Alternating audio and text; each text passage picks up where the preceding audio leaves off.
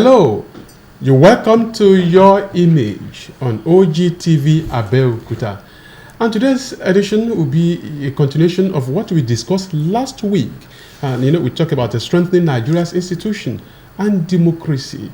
And my guests in the studios last week, though they are still very much with me today, they talk about different issues that have to do with the image of Nigeria. They talk about democracy and what are the veritable tools of democracy in Nigeria.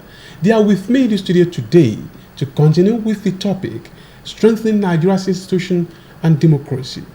On my right, I have Mr. Simon Otumala. He is a political scientist. He lectures in the Department of Political Science, Federal College of Education, Oshiele, Abeokuta. Mr. Otumala, you're welcome to the program. Thank you very much. And on my immediate left, also I have the chairman of the Ogun State chapter of the Nigerian Institute of Public Relations, NIPR, Ogun State, Mr. Lekon Togunwa. He also lectures in the Department of Mass Communication, Moshood Abiola Polytechnic, Abeokuta. You're welcome to the program, sir. Thank you very much for having me. And also last week, he was with us, the former special assistant to the Ogun State government on youth affairs, Comrade Ife Kayode Akimbode. You're also welcome to this week's edition of the program. My pleasure to be here once again. I told you last week we talked about how we can strengthen Nigeria's institution and how do we play democracy at any level. How do we find a lasting solution to a myriad of problems and challenges that are confronting Nigeria? But this week, we'll look inward at some of the solutions to the problems that they highlighted last week. And let me start from Mr. Otumala. Yeah, well, I want us to look at the political perspective of when you're talking about politics, how do we strengthen the institution? What are the political approaches to these problems? Let's look at the overview of this issue now. We are talking about public relations. So what should be the political solution to the problem? You highlighted some of the problems last week, that we are not ripe for democracy. So, your opinion now, how do we now find a lasting solution to that particular problem you highlighted last week? Good day, our viewers, and thanks for joining us on the program again this week. Moving forward, we have already established the fact that there are challenges undermining democratization in Nigeria. For us to live where we are and get better, the institutions that enable democracy in Nigeria needs to be strengthened. And what are these institutions? Like we mentioned last week, Independent National Electoral Commission. Beyond the face value neutrality as obtained in Nigeria today, that institution must be neutral in practice and in content. They must not be under any pressure whatsoever. Secondly, the security forces that provide security in the conduct of election, they must not take side. And in not taking side is in the fact that they must have the situation under control. And the situation under control will help us check the recurrence of violence, ballot box snatching. It is alien for us to say that Nigeria democracy is 20 years this year, since 1999 till date. We are still contending with the issue of snatching ballot box in a civil process. We are still contending with the issue of buying votes, where campaign, the next election that we're going to have anywhere, people should be prepared by now. There was a picture within the week of the PM of one country getting to meet the citizens one after the other. If you can't go yourself, you have your foot soldiers. Campaign and convention can help us do a whole lot of things. So the security institutions must be on top of the game. That is, they must not, their appointments and coming on board is a function of the government in power. But all practice of democracy must be devoid of issues that get to do with sentiment. Now there should not be sentiment. There should not be sentiment in our democratic process. Before we go for that, now we are talking about independence of INEC. The INEC is not independent enough. Yes. We should have trust in INEC. That when INEC conducts election, we should have confidence in that. In what way do you think INEC can repose so much confidence in the people? Now, INEC reposing so much confidence, INEC being able to buy confidence or earn their confidence from the people, involves the fact that, you know, there are pockets of election in this country where after the election, it might not go as expected, but people will say, no, INEC had been able to do this election to an extent, not 100%, not 90%, but to a considerable extent. INEC had worked very hard.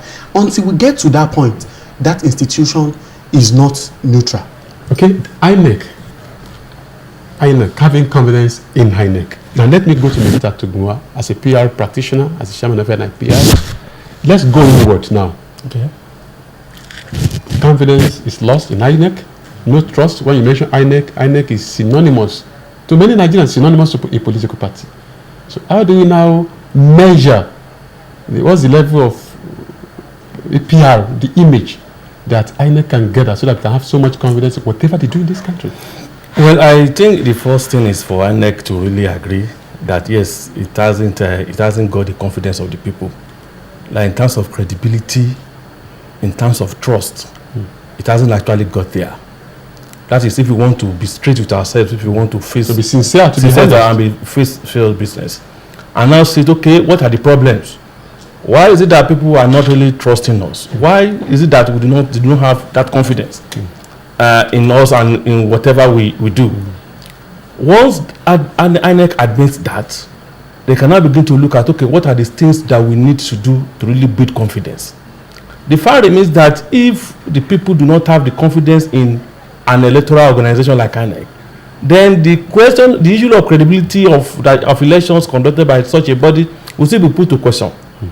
So the fact remains that we must admit that we haven't got it right, whether at INEC level or at any other level of Nigerian society. We must admit that we haven't got it right. And once we have been able to do that, then we'll be able to really know the next step to take. Now, as PR professionals, yes, we constitute a group that has been campaigning for strong institutions. We should have visionary leadership. We shouldn't have leaders that are stronger than institutions. And that is the basis of our problem. You see, we have examples of states, countries with strong leaders and weak institutions, and what happened to them. And we have examples across the world of countries with strong institutions and visionary leaders, and we see their situation. We recall that in recent past, we could recall what happened in Zaire, now Democratic Republic of Congo, when Mobutu Sese Seko was in charge. He was richer than Zaire. He was bigger, stronger than the state. At a point, the country could not pay the salaries of workers. And they met him, said, please, give us a loan to pay salaries. He said that he wasn't really sure that his countrymen would pay him back. And what happened eventually to him? We have cases like that. We have the case of Nasingbe of Eyadema, who eventually handed over to his son because he became stronger than the state. We have the case of Ofeboni of Cote d'Ivoire, who said that in his village, a king does not know the person that succeeds him. And that means he must die in office. And he eventually died in office. And what happened afterwards? So the finding is that for us to have true development, both the leaders and the led, we must have institutions that work. When institutions are working, the leader does not really need to struggle to get things done. Look at America. Recently, when Trump came on board, he wanted to play some games, but the state said, no, you can't do this. You can't tinker with the fundamental values of state here, of our nation. And even at the point when his wife didn't meet him at the state house, they said, woman, if you are the first lady of this man, you must join him here. Not that you stay in your private home and the man is here and you claim that you are his first lady. But what happens in Nigeria? We do this with impunity. The leader will not rule based on the fundamentals of governance or nationhood. He will prefer to say, okay, this is how I want to do it. And that means he's stronger than the state. And that is why we have people as leaders that will determine the fortune of a country, not based on the fundamentals of governance, the basic things that we have in the constitution, but on their whims and caprices. Okay, on their whims and caprices, that the leaders should not be bigger than the institution. Now, going back to Comrade Feka Akimbode, the youths of this nation are seen as weaker vessels. Weaker vessels, I mean, they can easily be manipulated. They are used for political violence. They are used as political thugs, and they believe that when they give them stipend, they can do anything. Now, how do we liberate the youth of this country from political shenanigans? That's number one. Number two, how do we tell these youths, how do we conscientize them, tell them that, oh, you are truly the leaders of tomorrow? Not as it is, not in principle, but in the real sense of it. Thank you, moderator.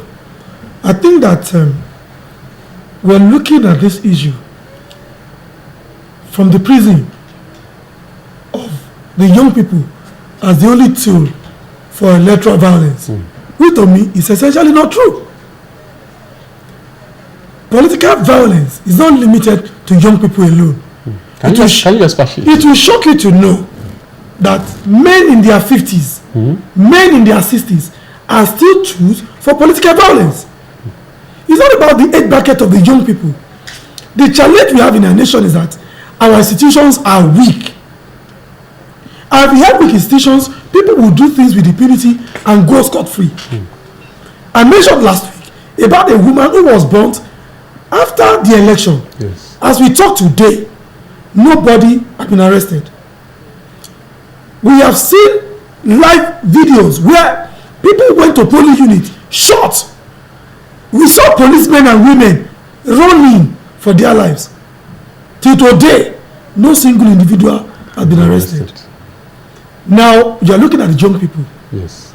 Let's look at the young element in Nigerian society.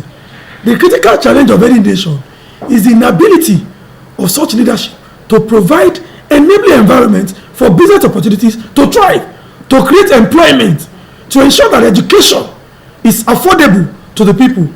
Now, most of the schools are no longer functional. Our institutions are no longer funded.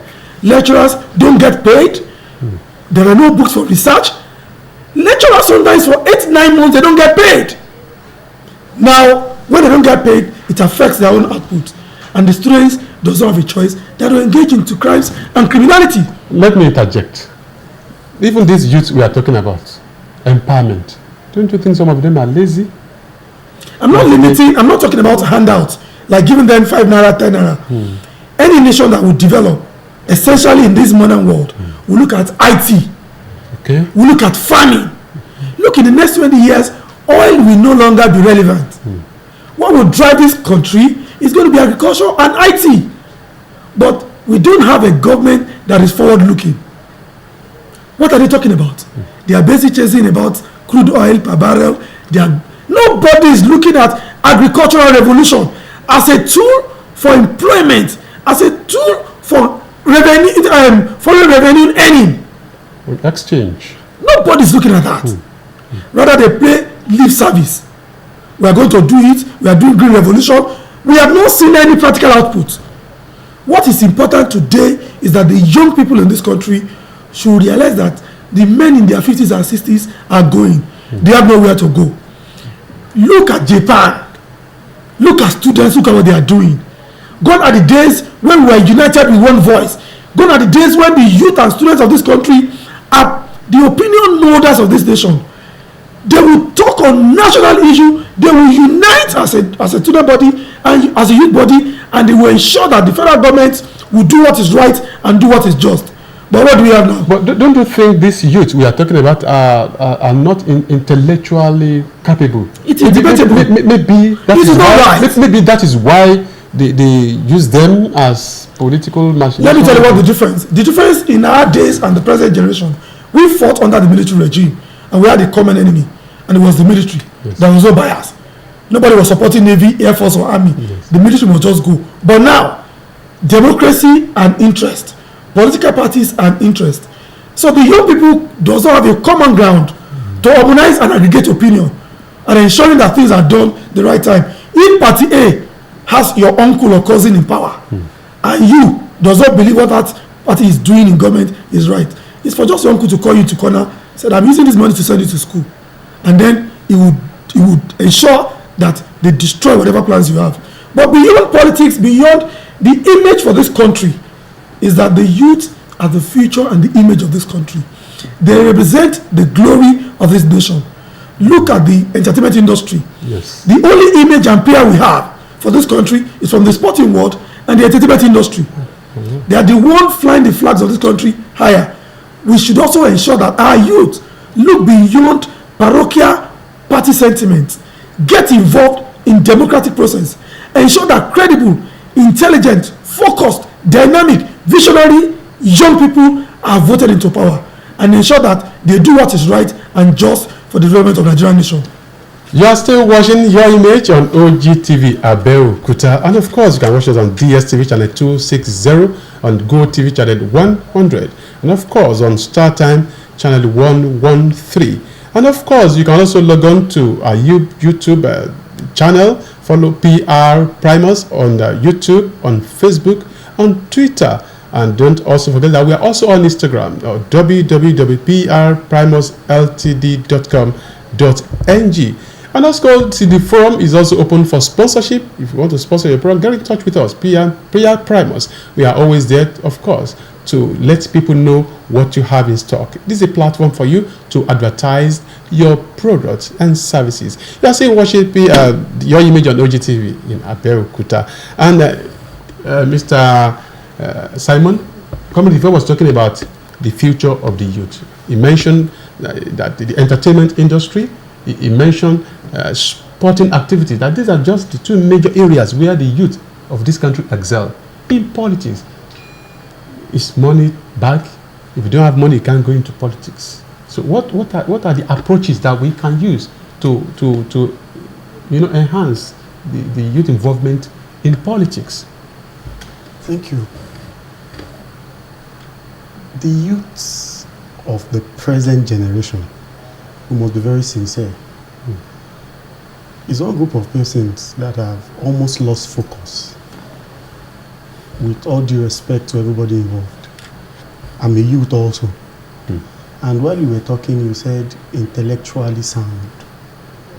Beyond entertainment, beyond sports, yes, in the next 2 decades, 3 decades, we have IT and we have agricultural revolution. And the driver of these issues will still be the youth. For us to move forward, for youth to be involved, though the not too young to rule bill had been passed, we have good number of youth holding positions across the country. The Speaker of Oyo State is a youth. We have a senator. The governor of Kogi State is around 40-something. 45. And we have about 3 members of the Ogun State House of Assembly who are very young. In their 20s. In their 20s. Yeah, in their We have a 20s. 24-year-old body in Oyo State Assembly. Yes. House of Rep member from Ondo State, Young Alaji, is a youth. Now, how did these people emerge? We must be able to interrogate that process.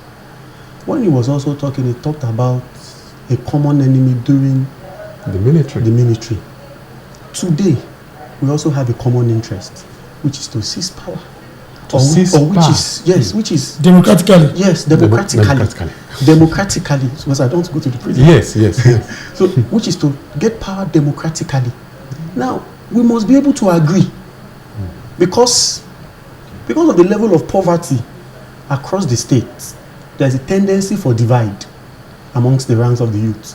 But if we have a common interest, we can go back to the days of the military and pursue that interest and get back to power and begin to chart this course. And in charting this course, we begin to establish the institutions that we want. But the problem also that we must look at is that, as Karl Marx said in his Revolution thesis, what is the possibility that the class that is coming to replace the older class will not be worse Than the present. yes, That we are trying to change. Yes, that we are trying to change. So those are issues we must critically look at, because it is beyond strengthening institutions. It is beyond getting into governance. Without mentioning names, the youngest senator went to a store in Abuja, almost, and within the week, the debate for the censoring of media space, the guy rose up in the chambers and kicked against and was in support of the bill because he said that action had been melted on him in times past. So the issues of us getting back to the right track goes beyond the youth coming back. Okay. We must know that in coming back, we are coming for a purpose, and that our purpose must be beyond the now, because in the next 30, 40, 50, 60 years, you will see oil and pass. Just like he mentioned. Yes. Oil will not be no more relevant. Okay. But everybody must eat in the next 70 years. Okay, Mr. Tugwa, a quick one. So what do you think is the lasting solution? How do we strengthen Nigeria's institution and democracy without itches? A lot of communication and public education must be involved. Essentially. We must consistently emphasize or reorientate ourselves on the fundamental values that will strengthen our institutions. So a lot of communication and public education is important. Unfortunately, the agencies of government that's supposed to do reorientation, communication, they are not really performing. But for those of us in professional bodies, civil societies, that believe that, things are not right and there are steps that we need to take, then we can aggregate our opinion and positions and commence that orientation.